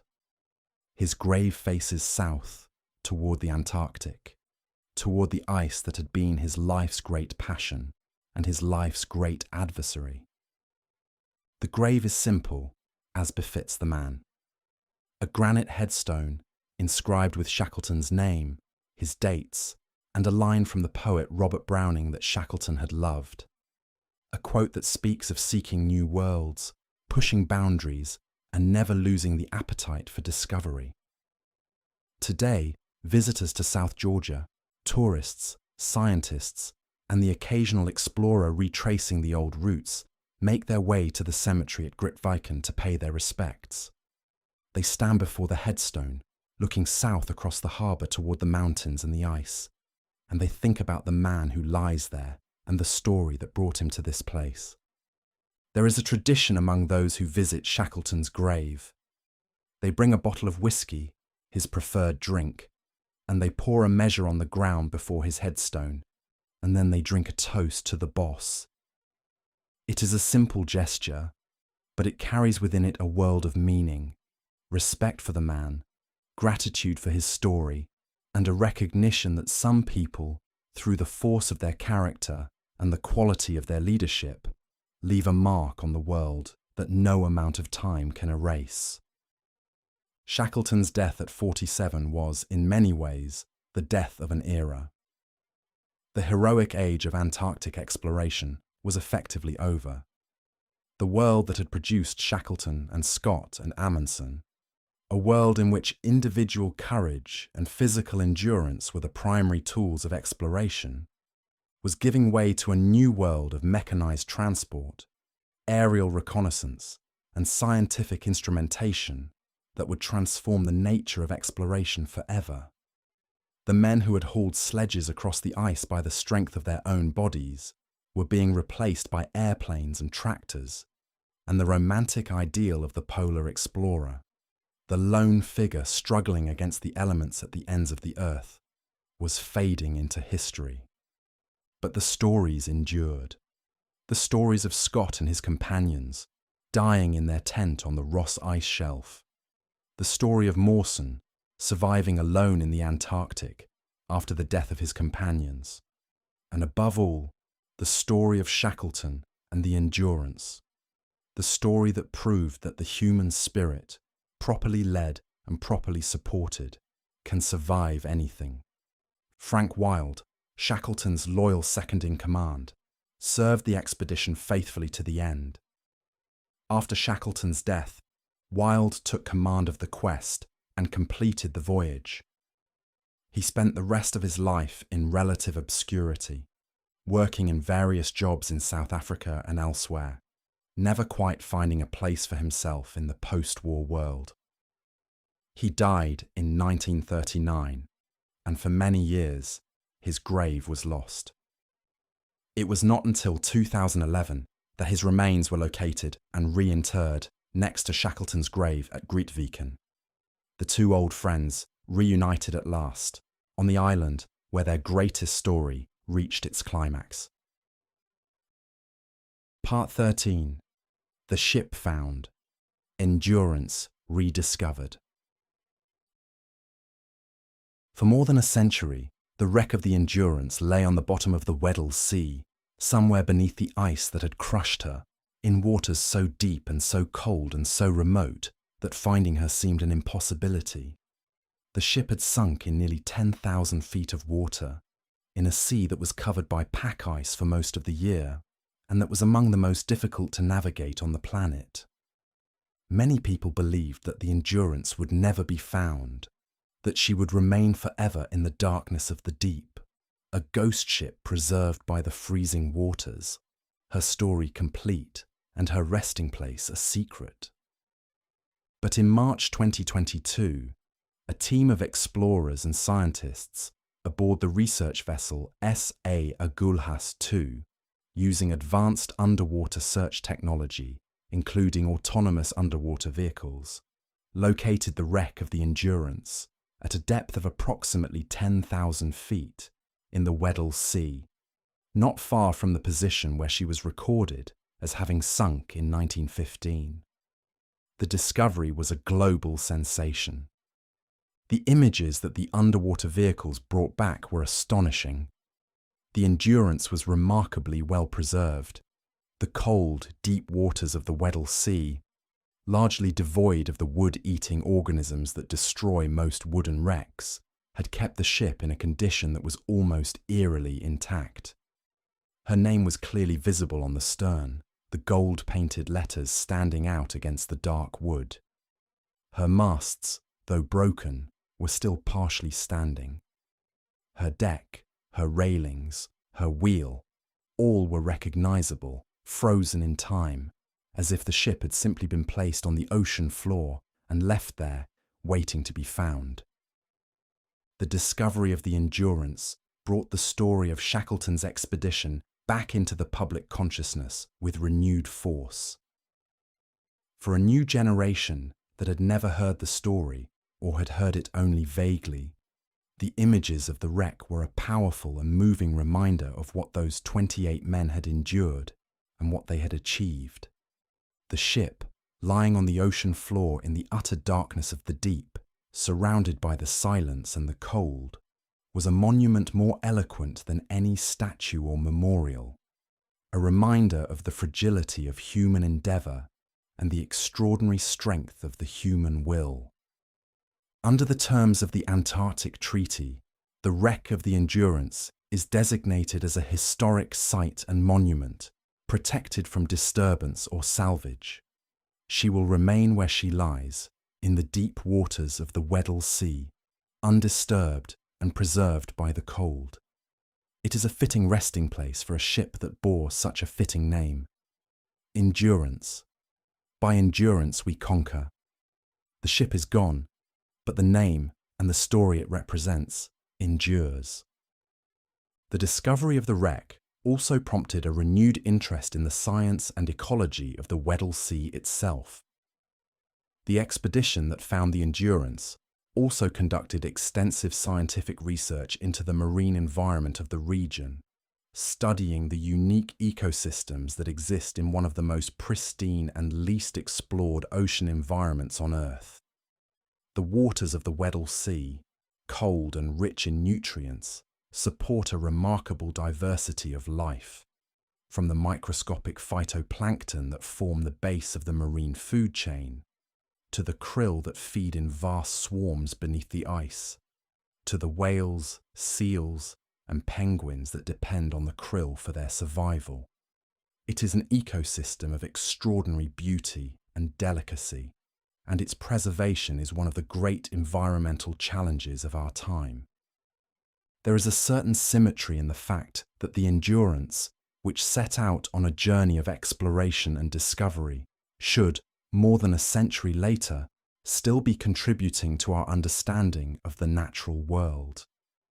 The ship that failed in its original mission, to cross the Antarctic continent, has become, in death, an instrument of discovery in ways that Shackleton and his men could never have imagined.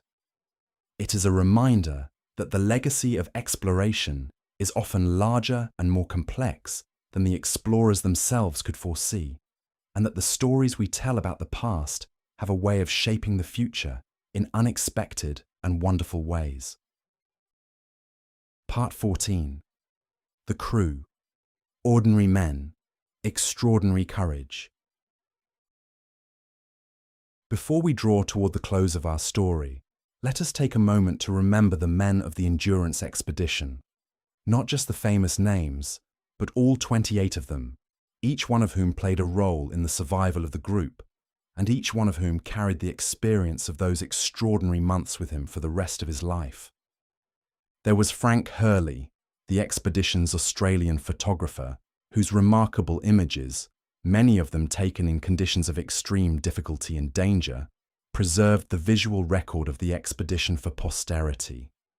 Hurley's photographs, with their dramatic compositions and their haunting beauty, have become some of the most iconic images in the history of exploration. His picture of the Endurance trapped in the ice, her masts illuminated against the polar night, is one of the most famous photographs ever taken. There was Lionel Greenstreet, the first officer, a steady and reliable man who kept detailed diaries throughout the expedition. There was Hubert Hudson, the navigator, whose skill with a sextant was second only to Worsley's. There was Thomas Ord-Lees, the motor expert and storekeeper, whose prickly personality sometimes irritated his companions, but whose meticulous management of the expedition's food supplies helped keep everyone alive.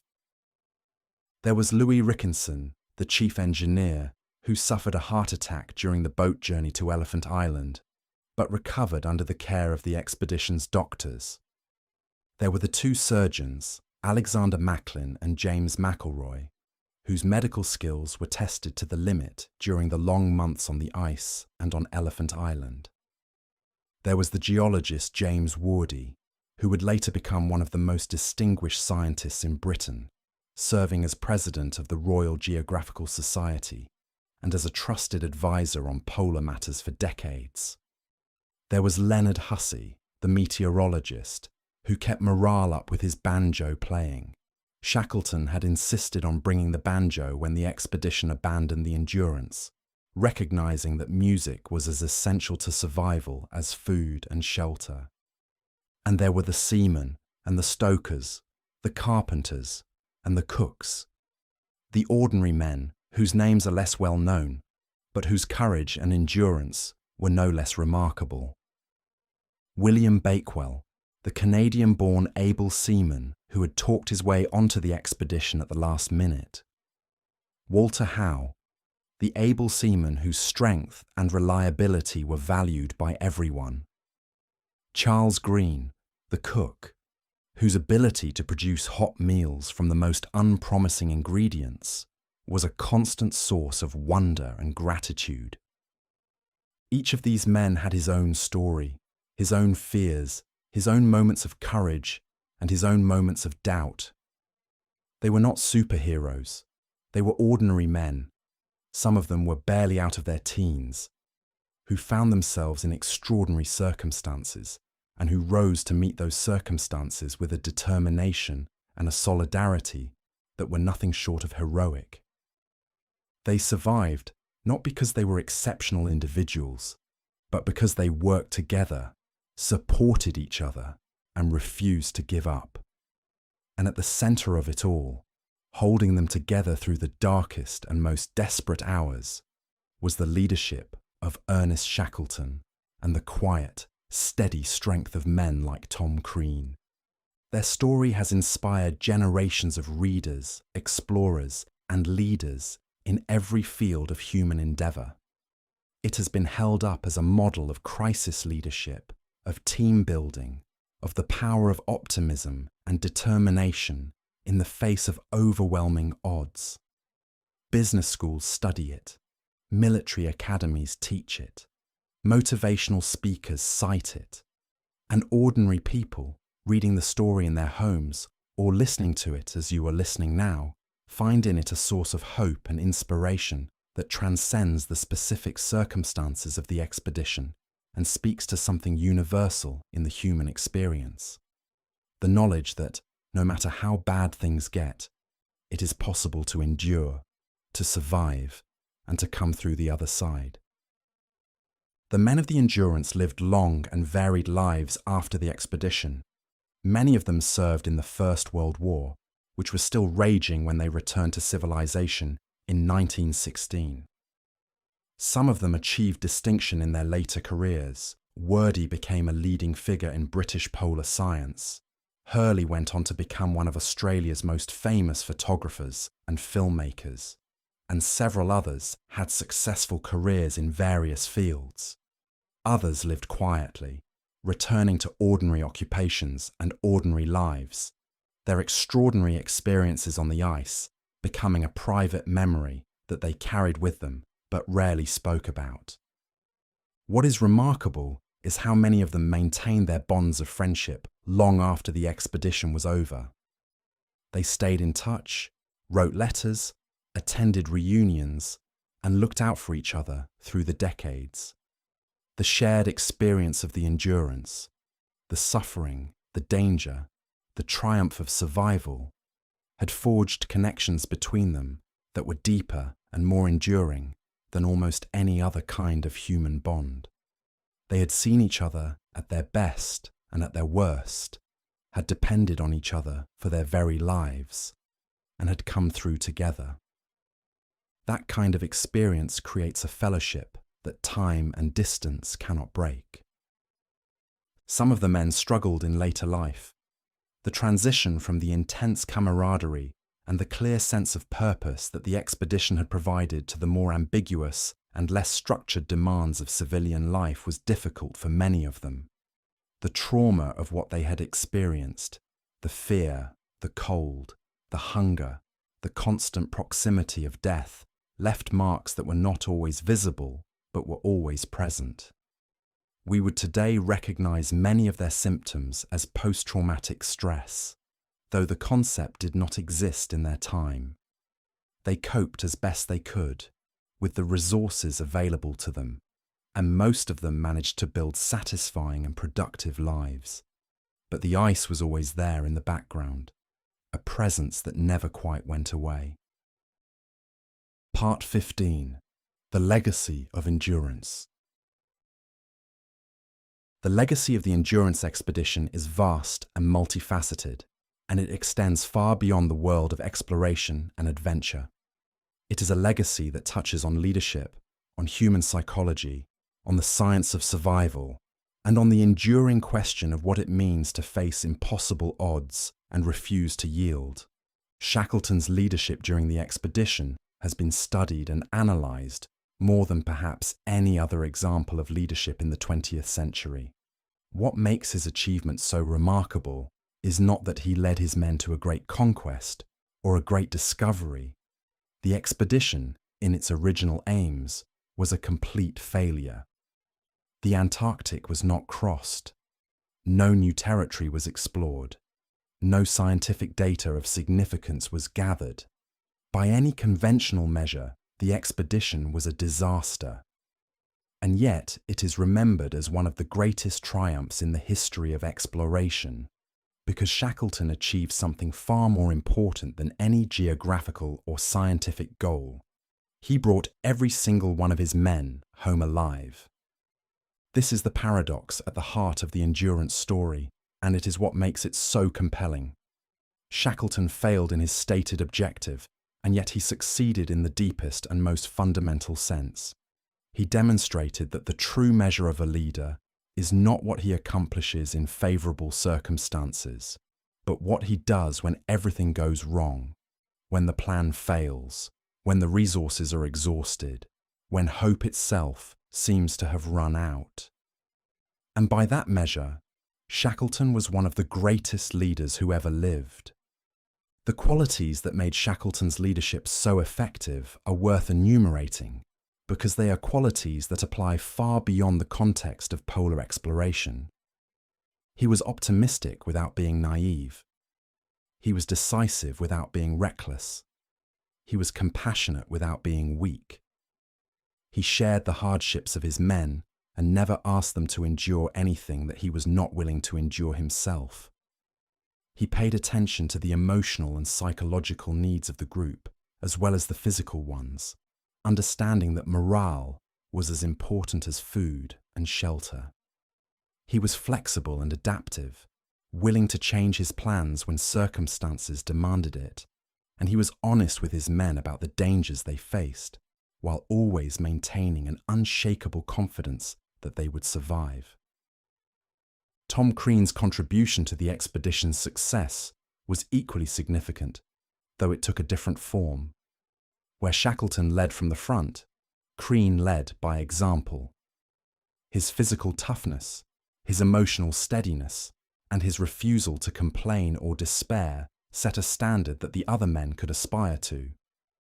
He was the kind of person who makes the people around him better, braver, stronger, more resilient, simply by being who he is. His legacy, like Shackleton's, extends far beyond the specific events of the Endurance expedition and speaks to something universal about the human capacity for courage and endurance in the face of adversity. The story of the Endurance also carries a message about the power of solidarity and mutual support. The 28 men of the expedition survived not as individuals, but as a group. They survived because they looked out for each other, because they shared their food and their warmth and their strength, because they refused to let any one of them fall behind or give up. In a world that often celebrates individual achievement above all else, the Endurance story is a powerful reminder that the greatest feats of human endurance are often collective ones, the products not of individual genius, but of shared commitment and mutual care. And the story carries a message about hope. Throughout their ordeal, the men of the Endurance never lost hope, not because they were foolishly optimistic, but because they had a leader who refused to let them give up, and companions who refused to let them face their fears alone. Hope, the story tells us, is not a passive emotion. It is an active choice, a decision to believe that the future can be better than the present, even when all the evidence seems to point the other way. It is a choice that requires courage, and it is a choice that can save your life. The Endurance expedition has also become a powerful symbol in popular culture. It has been the subject of numerous books, documentaries, films, and exhibitions.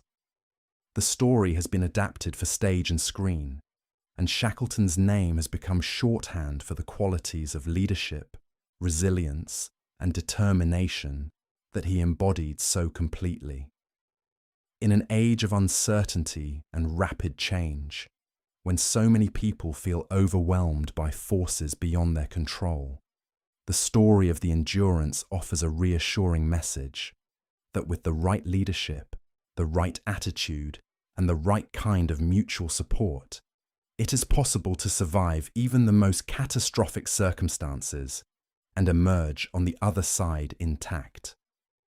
The legacy extends to the physical world as well. Shackleton's name is attached to mountains, glaciers, ice shelves, and research stations across Antarctica. The Shackleton Range, a mountain chain in the interior of the continent, bears his name, as does the Shackleton Glacier and the Shackleton Ice Shelf. These geographical features are permanent reminders of the man and his expeditions, written into the very landscape of the continent that he loved and that so nearly destroyed him. And in the quiet corners of Ireland, in the pubs and the villages and the green hills of County Kerry, the memory of Tom Crean lives on as well.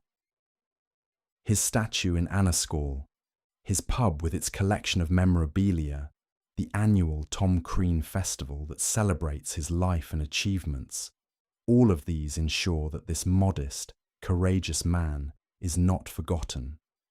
In recent years, there have been calls to name an Irish naval vessel after Crean, and his story has been taught in schools across Ireland, inspiring a new generation with the example of a man who proved that ordinary people can achieve extraordinary things. Epilogue: The ice remembers. And so we come to the end of our journey, though the story of the Endurance, like the ice of the Antarctic, goes on forever.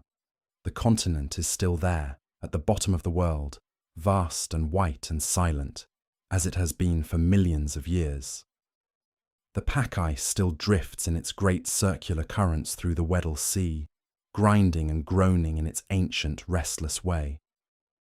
The seals still haul themselves out onto the ice floes, and the penguins still waddle along the shoreline, and the albatrosses still soar on their great wide wings across the surface of the Southern Ocean, riding the wind with an effortless grace that no human engineer has ever been able to replicate.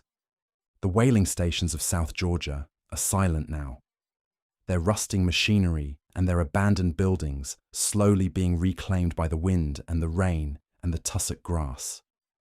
The cemetery at Grytviken is quiet, tended by the occasional visitor, its headstones standing against the sky like sentinels watching over the harbour.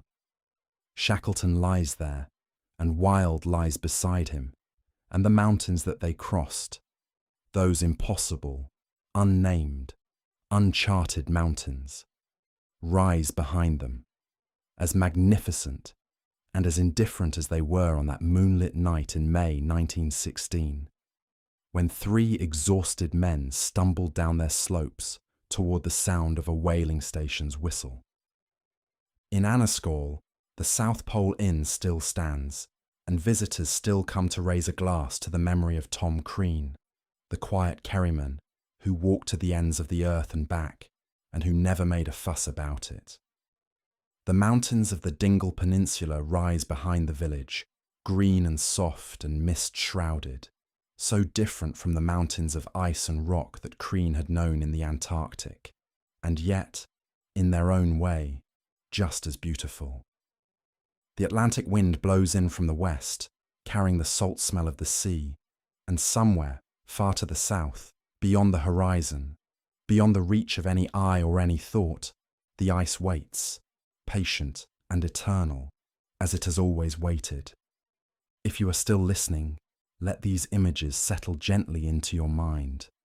The ice, the mountains, the ocean, the tiny boat, riding the enormous waves, the men, huddled together for warmth, sharing their last biscuits, singing their songs, telling their stories, refusing to give up, and the ship, lying on the ocean floor, in the darkness and the silence, her name still visible on her stern, gold letters on dark wood, spelling out the word that defined the expedition and the men who sailed in her.